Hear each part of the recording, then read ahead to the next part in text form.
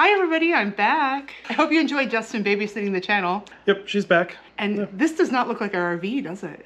No, this isn't our RV, surprisingly. Where are we, Justin? So we are in our new house in the Pacific Northwest. Yay! Lots has happened since I think we filmed the last episodes. Yeah, so we thought we'd sit down and catch you up so you know what's happening. So about our RV. Yeah, so the RV is still here. You've heard us talk a lot about one of the missions that we had in the RV was finding the next place we wanted to live, and that ended up being the Pacific Northwest. Mission accomplished. Mission accomplished. And when we were looking for a house, one of the big, top level things we wanted was a place to park the RV because it is still a very large part of our life. Actually, when we met with the realtor, we were like, okay, we want XYZ, and X was a place to park the RV. Yep. I remember she was like, oh, no problem. Everywhere in the Pacific Northwest, you can park an RV. Pretty much. Not true, though. So I don't think she had a sense of the fact that we had a 32, 33 foot Class C motorhome. But we were very lucky. We found a neighborhood where I would say almost every other house has at least some form of RV, and most of them are motorhomes. So I saw lots of Class A's, a few Class C's, and a bunch of big fifth wheels. Yeah, so, our neighbors that don't have the RV have RV'd before. Yes. So a lot of our neighbors are really RV friendly. Yeah. They love the camping lifestyle. I will say that we can park the RV here, and I can actually see it while I'm doing laundry. Yeah. But it's not easy. No, so getting in, just the way the property lines work, we're at the end of a cul-de-sac, and the way that the property lines work, it's kind of a little janky getting in, and it certainly didn't help that we had the seller fix something before we moved in, and our driveway was still torn up when we were pulling in. Yeah, it kind of looks like a construction zone, or still does. It still does. Yeah. I mean, soon it'll be better. Yep. I mean, hopefully. I did have to make some modifications. There was a RV pad, really for more of a travel trailer size, the way they had it set up. So I ended up taking an internal fence down, taking some plants out. You had to grind down the hoop? You took out a basketball hoop? There was a basketball hoop in the way. There was also a dog fence in the way. Had to make sure we weren't going to hit our utilities because it was all on that side. But yeah, we also have a small shop, which was also on the list for Justin here. I wanted a small shop for me. The RV just fits where we wanted it to. Well, you remember it was raining when we packed up too. My God. I think I have a few photos and videos to show them of that. But... So yeah, I mean, Pacific Northwest being what it is, we had lovely weather until the day that we wanted to move the RV over, and then it was just, I wouldn't say pouring. It wasn't like the typical mist, but it was definitely raining. And so I was covered in mud. I was soaked. I had to, when we brought the bikes and everything over, I had to hang all the covers and everything up because they were just sopping wet. I mean, everything. I'm pretty sure parts of the RV are still covered in mud. Well, especially we were under some trees at the RV park. We were there 6 months about. Yeah, about 6 months. It's probably the longest we've been. Oh yes. Been somewhere, but we were under some pine trees, and so I still have some.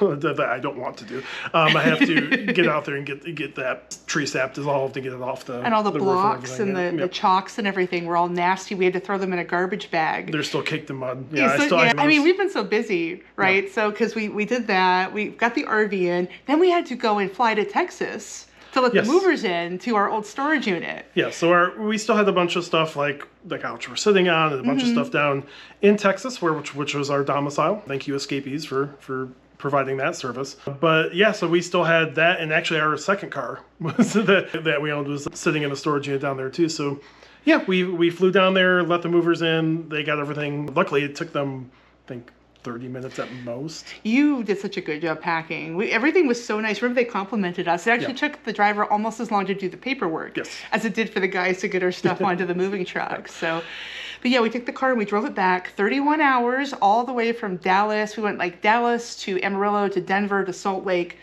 Yep, and then 84 over to the Northwest. Yep. So yeah, and then I-5 and all that fun stuff. Yeah. But yeah, it's a little hatchback, and so taking that through some of the Wyoming passes was a little hairy. Oh yeah, actually, he did a great job though. I think it was Laramie Pass. It was snowing and sticking, but people were mostly behaving themselves. Yeah, and the Department of Transportation websites were all keeping very up to date as to the, for all their sensors and stuff, so we could kind of watch where the snow was, and maybe we took a little bit more time or sped up to get ahead of snow. Or... Shout out to Wyoming Department of Transportation. Yeah, Wyoming, Utah did a pretty good job. Oregon did pretty good through the Blue Mountains and everything. That one Immigrant Pass, Dead Man's Pass, that area is really technical, so be careful, obviously. Yeah, that's beautiful, though. We saw lots of RVs actually going through as well. We absolutely did, yeah. It was nice. Well, that is, at the time, I-5 through California was completely shut down. Yeah. Snoqualmie and Washington had just experienced a huge snowfall. So snowfall. the Blue Mountains were the only way to really cross west safely. Yep. Because the north and the south were, because Shasta was all messed up. Yep. Right, the I-5 Shasta. Yeah, through that area. It was all, they had just hit, Reading they there. just hit one of the atmospheric rivers had just come through and just kind of dumped on the place. So yeah, but yeah, we are officially in. We are. I am planning a few things for the RV. There are no utility hookups, and so I am going to be, but luckily there is a full sewer line on that side of the house, so I'm going to be putting in a sewer dump and a spigot and probably a 30 amp hookup for that. Maybe 50, just in case we decide to trade up, but definitely a 30 for now over there. Kind of make it like a second guest room, because we have some guest rooms in here in the house. In case somebody wants to just stay overnight in it, but mostly I'm going to be doing some work in there as well. So being able to keep the batteries topped up or keep it warm in there, or be able to flush out tanks, like all of that. If we take it out for a weekend in dry camp or boondock and bring it back, I want to be able to dump the tanks and things like that when we get back. So. Yeah, well, there's a lot of deferred maintenance that needed to be done. So one thing we've talked about a lot on this channel is one of the tough things about being a full-time RVer versus part-time is that you're living at RV parks, and RV parks do not want you doing maintenance at the RV parks. Yep. Like there's a lot of things like changing the oil even can be a big deal, and they don't want you doing that. If you have your motorhome or something like that, they don't want you doing repairs and things. So it's not a big deal until you've been on the road for a year or two and you need to have work done, and none of the repair shops have any availability. You could do it in a heartbeat, but they won't let you. Yeah, and that's something I've talked about before, is that I did not want to just hand it over, because even the place we bought the RV from, like, I couldn't even get a hold of them. Yeah. Because there were a couple things we discovered after our shakedown trip of like, oh, hey, the propane tank gauge isn't working. Hey, some of the cable lines aren't working. Like, can you guys even tell me what's going on? What to look for? And they wouldn't even respond. They wouldn't even return my messages. So. Yeah, I think a good quarter of the first video we did on things that broke in our RV were things that we noticed like during our shakedown cruise. And they were things that we had to address ourselves because you couldn't get a hold of them. And there's multitudes of videos here on YouTube of people who they wanted to schedule it because they were living full time in their RV, and they wanted like to just be in and out, right? Because it's their home. And so they got the parts. They even maybe had them delivered to the place. I think even the Hanks had one where they had a tank to like I think it was a gray tank, and it was in Florida. I think they were in Florida, and they were staying in. They synced it up perfectly, and they had the part, but they couldn't find it. Yeah, the part got delivered. They had confirmation, and the RV dealership, they just couldn't find it. It was just MIA. I've also had horror stories of people going in, and then it's just sitting in the lot for weeks while they either wait for a part or even just wait to get to it, even though they promised that they had time to do it. So I'm a big proponent of doing it myself because I can do it on my time. I know exactly what's going on, and I ultimately have nobody to blame but myself if it goes wrong. Well, we're kind of like that in general. We don't like to wait on other people. We're very proactive people, and you're extremely handy. Yep. Maybe it's just trust issues. It is trust issues and control issues.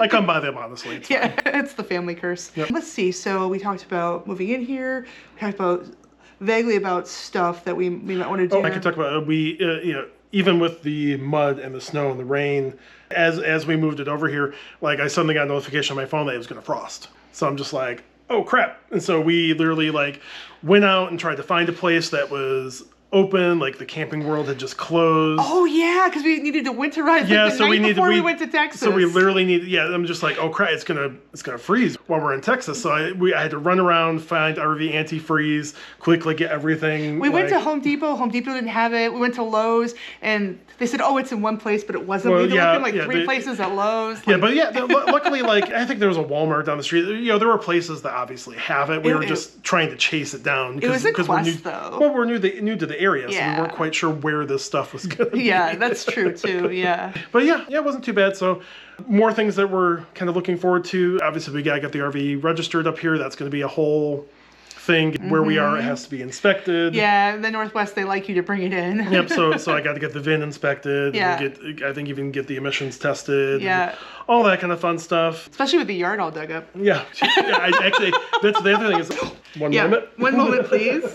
One moment, please. Hey, everybody, our light fell down. We're still getting used to the house, and the house is still getting used to us. So what were we talking about when that happened?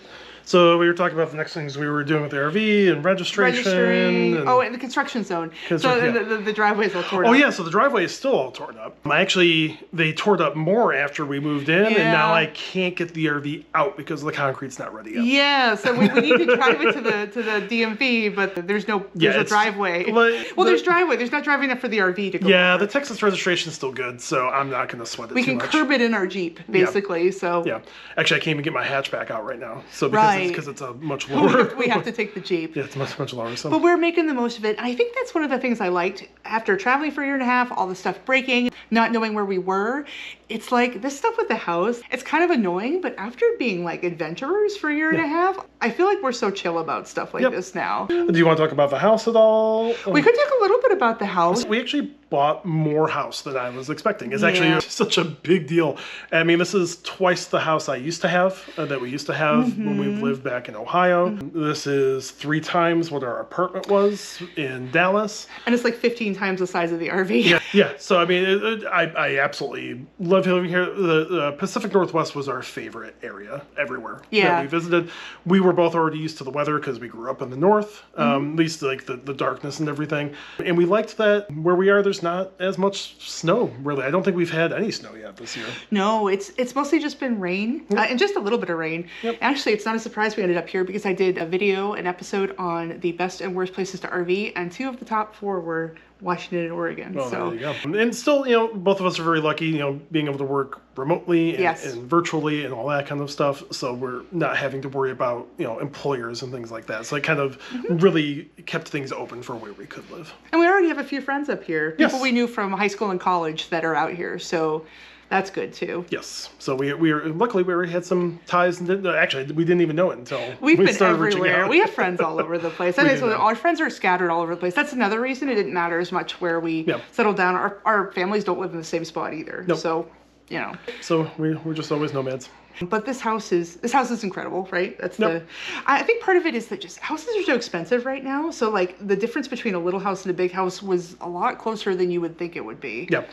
That was the first thing that was actually kind of freaky for me. Yeah. But yeah, otherwise, since we were last spoke, really a lot of my time has been spent doing work on the house because while it is a nice and big house, there were definitely some deferred maintenance and things that came up on a home inspection report. And if you get a house, get an inspection. Yes. That's the rule. And get one that you trust. Our realtor was awesome. Our home inspector was great. Yeah. He was really cool. Actually, he was walking around and there was like different things the seller had left. I don't want to be vague about it, but different kind of appliance sorts of things. And he was guessing on some of this quirky, how much they cost and what they were without seeing the labels. And he kept being right. Yep. So I was like, okay, this guy's pretty good at this. He knows his stuff. Yep. So. Nope, he was really good. Really, somebody that I'm paying to do an inspection has to know more than I did. And he did. Yeah, he's a smart guy. But yeah, so we're pretty happy with it so far. We'll do another video. We've actually had some adjustment and culture shock from being in the RV for a couple years to moving into the giant house. We're going to do another video on that, let you know how that has gone, because that's been very interesting as well. Yeah, from almost 2 years full time to living in a place where I can actually raise my hands over my head. Oh my gosh, a very huge culture shock. I took over the channel. You did? There was a hostile takeover. So how did your project go? Oh, should I tell them about it? Yeah, tell them about your project. So basically what I was doing is over on my channel, the Paige Turner channel, I do a lot of content creation, how-to videos and things. I was basically doing the novel writing challenge for November. I had a book in progress. I'm an author. I've put out several books. This was the first book in a new series of cozy mysteries set in the Maine woods where I'm from. But anyway, I set out to do this at the same time we were buying the house. We were hunting for the house. Basically, it was a challenge of, can I write a book in 30 days while buying a house? The answer is yes, and I actually finished early. And I have it all over on my other channel as a playlist. I can link it below if you're interested. One of the things I'm going to be working on is getting that edited and out, that book. But yeah, that's what I was doing. So sometimes I was posting a video every day. I posted a lot of videos in November. So Justin was awesome and took over the channel for November and the first week of December, so I didn't have to worry about that. But yeah, otherwise, I don't think there's any more news to share. But yeah, hopefully we'll do another video on some of the things we're learning as we get back into Sticks and Bricks. I'll do some videos on keeping the RV here at the house and what I'm doing with that, and maybe even like how I install the sewer and all that kind of fun stuff. Yeah. But otherwise, yeah, it's been great talking to you. I hope you all have a great rest of your day, and we'll see you next video.